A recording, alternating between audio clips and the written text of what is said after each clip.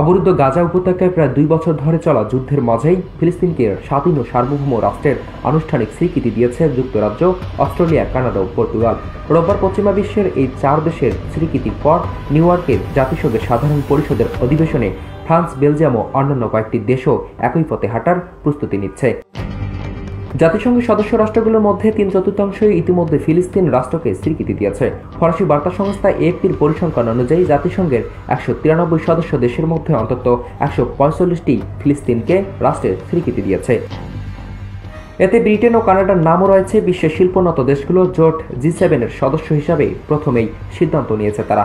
এছাড়াও অস্ট্রেলিয়া ও পর্তুগাল এই তালিকায় যুক্ত হয়েছে। ফ্রান্স, বেলজিয়াম, লুক্সেমবার্গ ও মাল্টা শিগগিরই নিউ ইয়র্কে জাতিসংঘের সাধারণ পরিষদের অধিবেশনের ফাঁকেই বৈঠকে ফিলিস্তিনকে স্বীকৃতি দিতে পারে। আরব বিশ্বের সব দেশ, আফ্রিকান ও লাতিন আমেরিকার প্রায় সব দেশ এবং ভারত, চীন সহ এশিয়ার বেশিরভাগ দেশে ইতিমধ্যে ফিলিস্তিনকে স্বীকৃতি দিয়েছে। তবে ইসরায়েল, যুক্তরাষ্ট্র ও তাদের ঘনিষ্ঠ মিত্ররা সহ অন্তত 45টি দেশ এখনও ফিলিস্তিনকে স্বীকৃতি দেয়নি।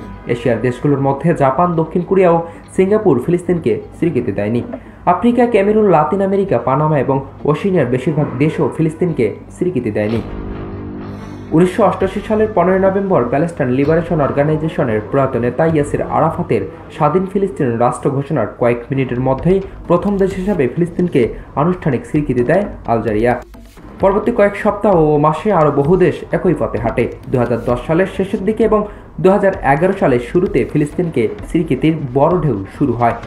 2023 সালের 7 অক্টোবর হামাসের ইসরায়েলের হামলা এবং এর জেরে ইসরায়েলের গাজা অভিযান পরবর্তী সময়ে নতুন করে আরও 13টি দেশ ফিলিস্তিনকে স্বীকৃতি দিয়েছে।